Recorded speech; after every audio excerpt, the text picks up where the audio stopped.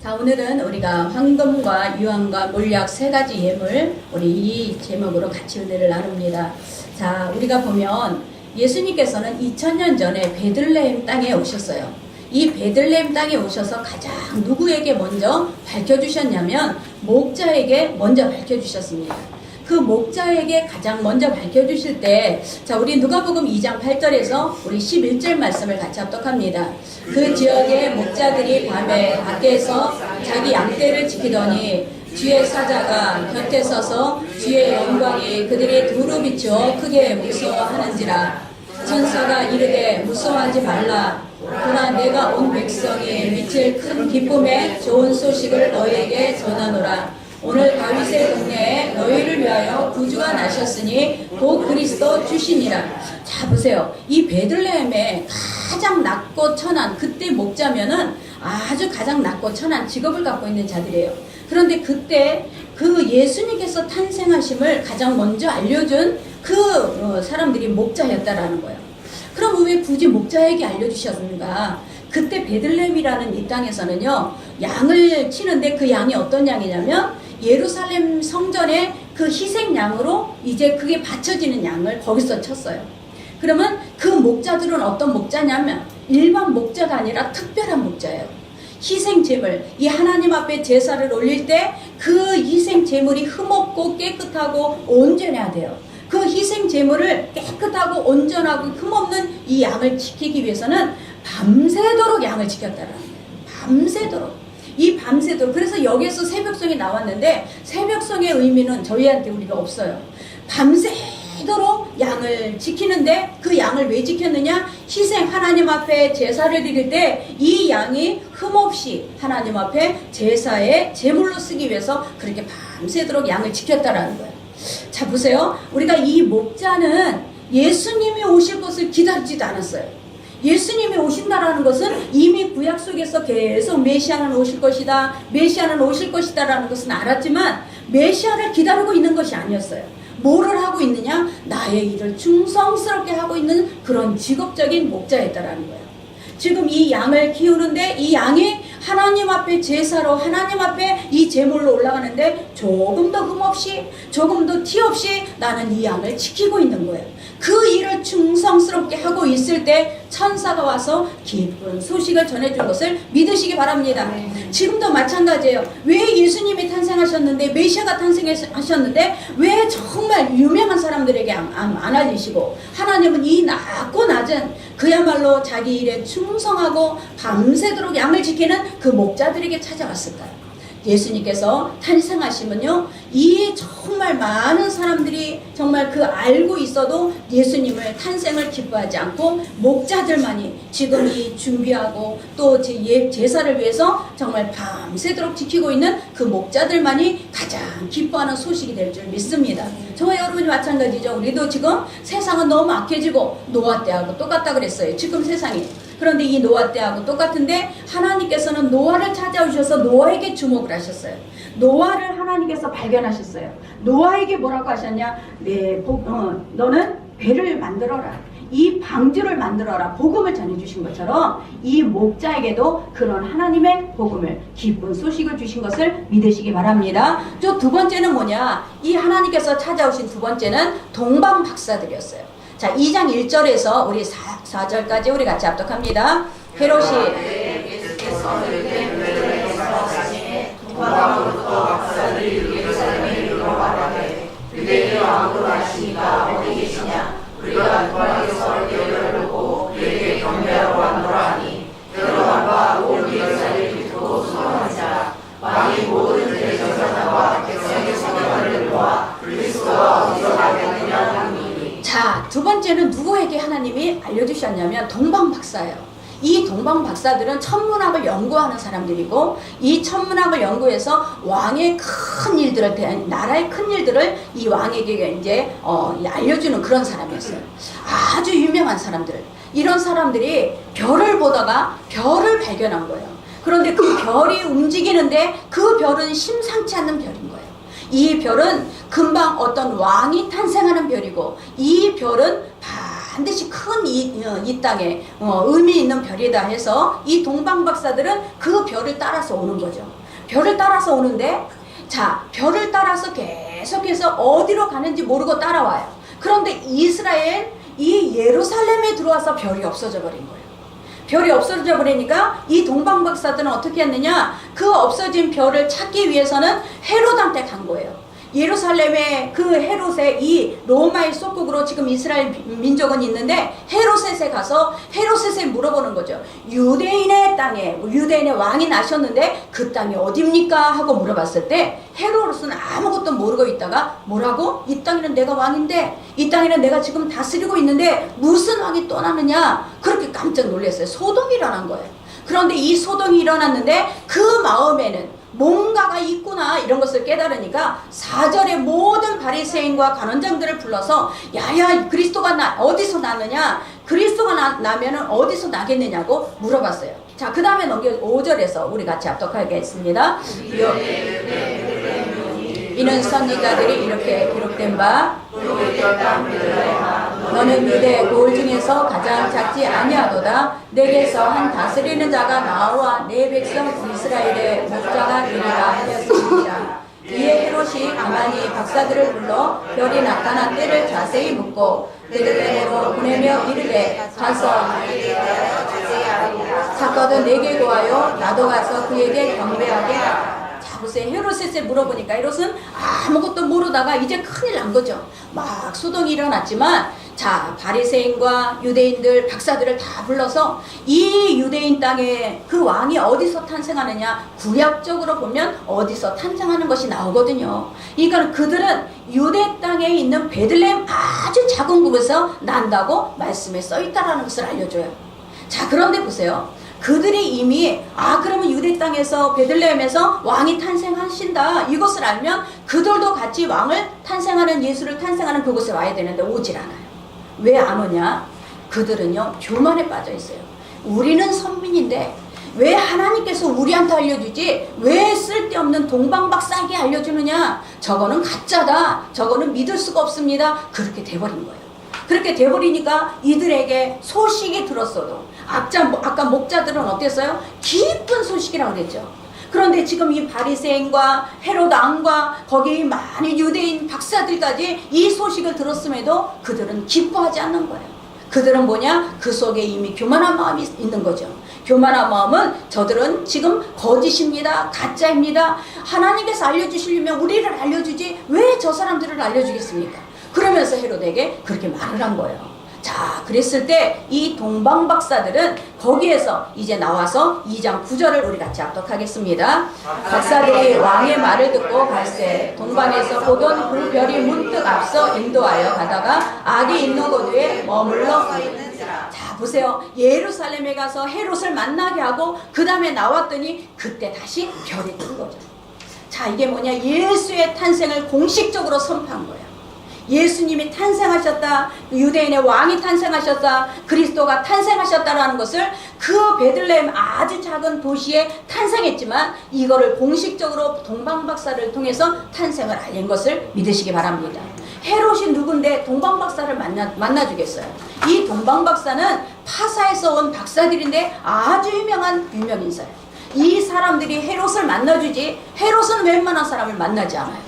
그런데 거기에서 뭐라고 했어요? 유대인의 왕이 나셨는데 유대인의 왕이 나신 곳이 어디입니까? 하고 헤롯에게 물어보게 되는 거예요. 이거는 공식적으로 유대인의 왕이 탄생하셨습니다라는 그거 공식적인 선포를 하신 것을 믿으시기 바랍니다. 그래서 이 동방박사들은 그 별을 따라 또 가는 거예요. 별을 따라 가는데 어디에 머물렀냐? 그 위에 예수님 아기 탄생한 곳에, 예수님이 계신 곳에 머물렀더라 그랬어요.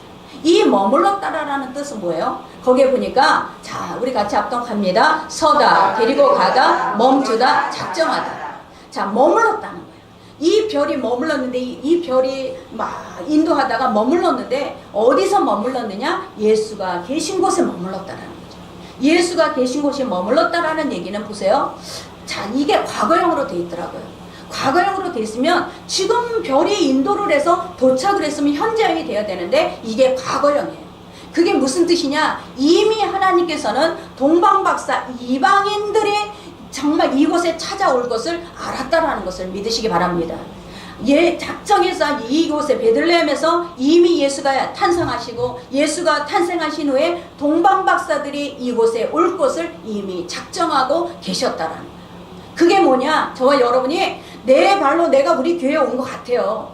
그게 아니에요. 하나님께서는 이미 동방박사들을 정말 그곳에서 박사들에게 눈에 띄게 해서 박사들이 그 별을 따라온 게 아니에요. 별이 박사들을 끌고 온 거예요. 별이 박사들을 끌고 헤로데게 가서 만나고 또 다시 예수가 있는 곳을 머물게 하신 것을 믿으시기 바랍니다. 그러면 우리가 올 때 생각할 때 우리가 이 대륙교회 나오는 것도 내가 그냥 생각해서 나오는 거야. 절대 그럴 수가 없어요. 이미 하나님께서 별을 통해서 끌고 오신 거예요. 하나님의 계시를 통해서 끌고 오신 거예요. 내가 스스로 왔다가 내가 스스로 가는 것이 아니라 하나님의 그 뜻이 하나님의 별을 통해서 우리를 끌어오신 것을 믿으시기 바랍니다. 그래서 별이 그 예수가 있는 곳에 머물렀다가 이제 예수님을 보게 된 것을 믿으시기 바랍니다. 이게 바로 하나님께서 이 정말 동방박사를 가장 또 먼저 보게 하시고 또 목자에게 가장 먼저 알려주신 하나님의 뜻인 줄 믿습니다. 자, 2장 10절 우리 같이 합독합니다. 그들이 별을 보고 크게 기뻐하고 기뻐하더라. 자, 근데 이 별이라는 것은 펴다 깔다 준비하다예요. 자, 별이라는 것이 펴다 깔다 준비하다. 여기에서 우리가 뭘 깨달으냐면 예수님께서 십자가를 지기 전에 예루살렘 성을 들어가실 때 자, 모든 사람들이 자기의 겉옷을 깔았어요. 겉옷을 깔고 막 종려나무 가지로 막 흔들면서 뭐라 그랬어요? 호산나 호산나 다윗의 자손이요, 호산나 호산나 다윗의 자손이요, 주님을 찬양합니다. 그러면서 깔았어. 겉옷을 깔았어. 이 겉옷이라는 것은 뭐냐면 내 생명이에요. 이스라엘은 겉옷이 없으면 얼어 죽어요. 이스라엘은 이 겉옷이 이불이에요. 이불.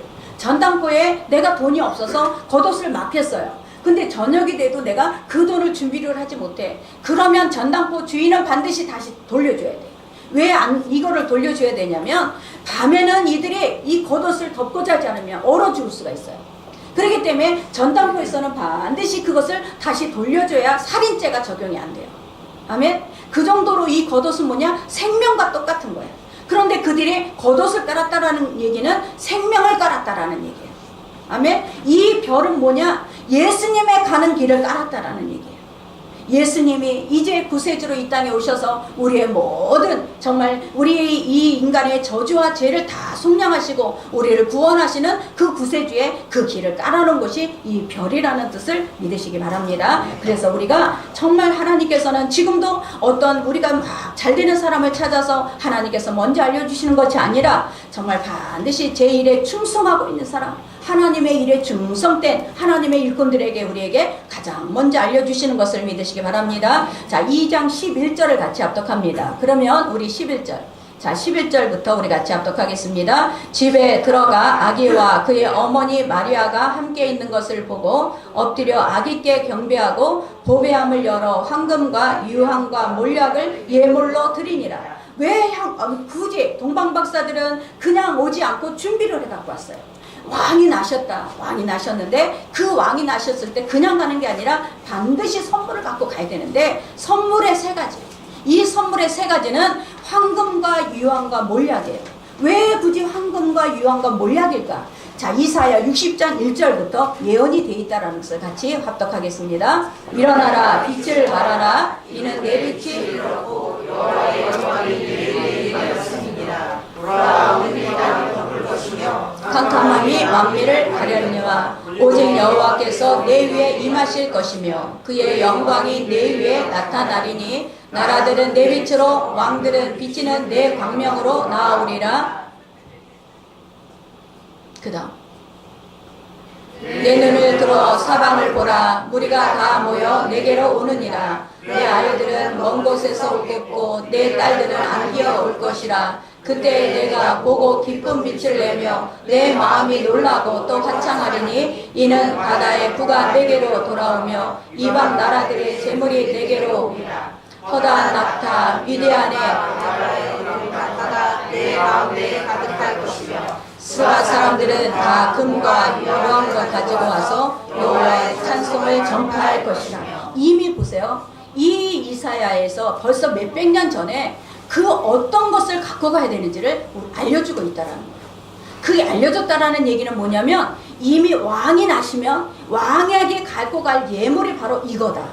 왕이 나시는데 메시아가 나실 때 왕에게 갖고 가는 선물이 이거다. 이것을 가르쳐준 것을 믿으시기 바랍니다. 그러니까 이 세 가지의 선물은 그냥 갖고 싶어서 갖고 오는 게 아니라 반드시 구약의 예언이 이루어지는 예물이라는 거예요. 그 예물 중에 첫 번째가 뭐예요? 황금이야. 이 황금을 보면 황금은 다루다, 취급하다, 쓰다, 행동하다, 나아가다로 돼 있어요. 황금이 뭐예요? 황금은 자 믿음을 상징을 해요. 믿음. 자 저와 여러분이 왕에게 가면 이 우리 박물관에 가면 왕관이나 왕의 옷에는 다 뭐가 붙어 있냐면 금이 붙어 있죠. 이 금이라는 것은 왕을 상징해요. 예수님은 왕으로 오셨다. 이것을 상징하는 게 바로 황금을 갖고 간 것을 믿으시기 바랍니다. 이 왕에게 선물이 가장 귀한 선물이 이 황금이었어요. 그러면 이 황금은 변하지 않는 거예요. 변하지 않는 이것이 뭐냐? 바로 우리의 믿음이라는 거예요. 하나님은 우리의 믿음을 지금 우리에게 선물로 받으시기를 원하실 줄 믿습니다. 그 믿음을 쓰는 거예요. 그 믿음을 사용하는 거예요. 믿음은 나는 믿음이 있습니다. 나는 믿음이 있어요. 이것이 아니라 내가 어렵고 힘들고 내가 정말 막막할 때 나에게 있는 이 황금을 쓸 수 있는 것은 나의 믿음을 쓰는 것이 황금을 쓰는 거예요. 아멘. 그러니까 하나님께서는 황금을 꼭 갖고 가야 되는 거예요. 왕이 태어나셨을 때 이 황금은 반드시 우리의 믿음이라는 것을 믿으시기 바랍니다. 자, 두 번째는 뭐냐? 유황이에요. 이 유황은 뭐예요? 희다, 제거하다, 정결하게 하다, 자신을 드리다, 고백하다. 황금, 이 유황은 자 하나님 앞에 유황은요 나무를 찢으면 나무에서 진액이 나와요. 이 진액이 모여서 이 유황이에요. 그러니까 이 유황은 냄새를 제거하고 또 이 모든 이 어떤 이 제사장의 흰옷을 희게 하는 역할을 감당해요. 그러니까 이 유황은 뭐냐면 우리의 죄를 정말 다 짊어지기 위해서 예수 그리스도께서 이 땅에 우리에게 오신 것을 믿으시기 바랍니다. 그래서 이 유황이라는 것은 저와 여러분의 신앙 고백이에요. 기도라는 얘기예요. 아멘. 유황이라는 기도야. 제사장이 성막에서는 제사장만이 성막을 들어갈 수가 있어요. 제사장이 성막을 들어갈 때 이 제사장은 대제사장 지성소에는 아무것도 안 갖고 들어가고 뭐만 갖고 들어가느냐? 이 분향단에서 나오는 향만 갖고 들어가야 돼요. 이 분향단에서 나오는 향만 갖고 대제사장이 그 지성소에 들어가는데 지성소에 들어가는 그 분향단의 그 향이 바로 우리의 기도라는 거예요. 우리의 기도, 하나님께서는 이 우리의 기도를 통해서 하나님 앞에 우리는 정결하게 우리는 깨끗하게 될 줄 믿습니다. 그래서 저와 여러분이 이 유황이라는 것은 바로 예수 그리스도께서는 제사장으로 우리에게 오셨다. 제사장으로 오셨는데 제사장의 역할은 뭐냐? 하나님과 우리 사이에 다리 역할을 하시는 분이다. 아멘. 하나님과 우리 사이에 다리 역할, 하나님과 우리가 단절되어 있어서 우리는 나갈 수가 없어요. 근데 하나님과 우리 사이에 다리 역할을 하기 위해서 유황으로 오셨다라는 것을 믿으시기 바랍니다. 세 번째는 뭐냐? 세 번째는 이 몰약이에요. 몰약은 엄청나게 쓴 약이에요. 몰약은 정말 써서 웬만하면 먹을 수가 없는 약이에요. 자, 이 몰약은요, 저와 여러분이 정말 이 쓴 약을 먹으러 오신 예수 그리스도를 우리가 상징하는 것을 믿으시기 바랍니다. 예수님께서는 십자가 달려 돌아가시기 전에 채찍질에 맞으셔야 됐고 많은 고초를 당하셔야 했고 또 뺨을 맞으셔야 됐고 부끄러움을 당하셔야 했어요. 이 쓴 약을 다 먹기 위해서 이 땅에 오신 분이라는 거예요. 그래서 이 몰약은 사람이 죽으면 시체 속에 반드시 넣습니다. 이 시체 속에 넣는 이유는 뭐냐? 냄새도 제거하지만 이 시체 속에서 몰약이 들어가야 부활을 한다고 이들은 상징하고 있어요. 그러니까 이 몰약은 반드시 부활을 상징하는 거죠. 예수님께서 이 땅에 오셨을 때 왕으로 오셨고 또 예수님이 이 땅에 오셨을 때 우리의 다리 역할을 하기 위해서 제사장으로 오셨고 또 예수님이 이 땅에 오신 것은 그 이 땅에서 희생을 당하기 위해서 선지자로 오신 것을 믿으시기 바랍니다. 그래서 황금과 유황과 몰약이 반드시 필요한 거예요. 아멘. 그래서 저와 여러분 안에 믿음이라는 게 뭐냐? 믿음은요 그냥 내가 믿습니다가 믿음이 아니야. 자, 오늘 예수님께서 우리에게 이 황금은 변하지 않는 거야 돼. 늘 믿음이 있으면서도 때에 따라 변하는 것은 우리가 온전하게 하나님 앞에 드릴 수가 없어요. 아멘. 황금 변하지 않는 믿음, 유황, 하나님께서 우리에게 정말 어려운 고쳐 우리가 이 나무를 찢어서 거기에 진액을 뽑아내야 돼. 이게 바로 유황이에요. 그러면 이것처럼 우리 인생에 환란이 있고 고난이 있을 때, 나를 찢는 어떤 어려움이 있을 때 나는 기도로, 신앙 고백으로 하나님 앞에 올려드리는 자가 되어야 될 줄 믿습니다. 아멘. 또 세 번째, 쓴 약이에요. 쓴 약. 이 땅에는 날마다 하루하루가 우리가 기쁨이 아니라 그야말로 우리는 하루하루 우리의 삶이 쓴 약으로 우리의 어려움이 있다라는 거예요.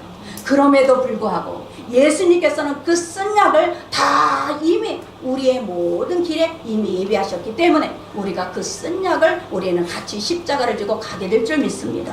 그래서 예수님이 뭐라 그래요? 나를 따라오려거든 나를 부인하고 십자가를 지고 따라오는 자만이 나의 제자가 되리라 말씀하고 있어요.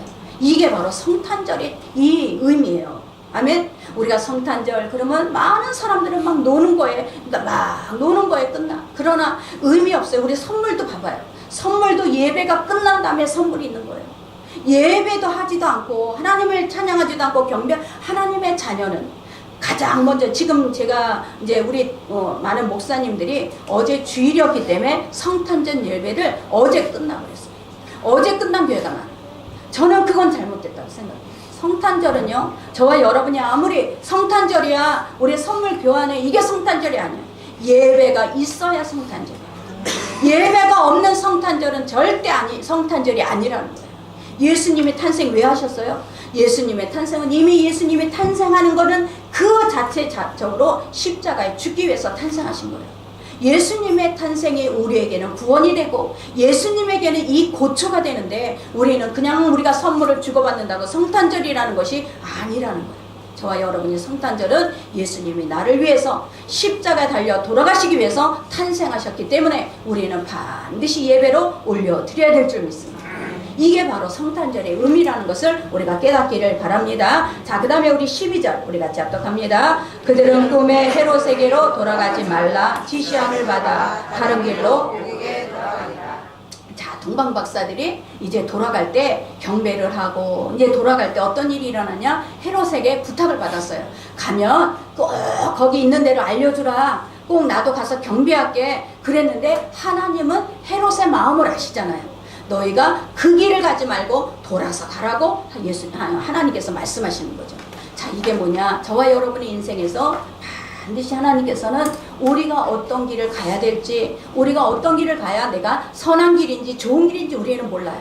그러나 분명히 우리는 깨달아야 되는 것은 하나님은 우리의 목자장이 되셔. 우리의 길을 가장 안전한 길로, 이 광야에서 가장 무서운 것이 뭐라 그랬어요? 골짜기라고 그랬어요. 광야는 갑자기 가다가 이 골짜기 밑에가 안 보여. 완전히 떨어지면 다 죽는 것이 그런 광야예요. 그런데 예수님께서는 우리의 목자장이 되셔서 이 골짜기가 있는 곳에는 이 골짜기가 있는 곳에는 돌아가게 해. 그러면서 우리를 인도하시는 것을 믿으시기 바랍니다. 지금 내 인생이 돌아간다 할지라도 지금 목자장 대신 우리 예수님은 나의 인생을 그 골짜기에서 떨어지지 않기 위해서 우리를 계속해서 인도해 가시는 것을 믿으시기 바랍니다. 이게 바로 우리 인생이에요. 주님께서는 저와 여러분을 통해서 계속해서 우리 인생을 정말 가장 안전한 길, 가장 선한 길로 인도해 가시는 것을 믿으시기 바랍니다. 그래서 이 성탄절의 의미는 반드시 예배가 들어가야 성탄절이 되는 거예요. 이 예배를 통해서 정말 하나님 앞에 기쁨을 드리고 우리가 기뻐하고 우리는 선물을 나누고 같이 정말 즐길 수 있는 그런 날이 되시기를 간절히 축원합니다. 기도합니다.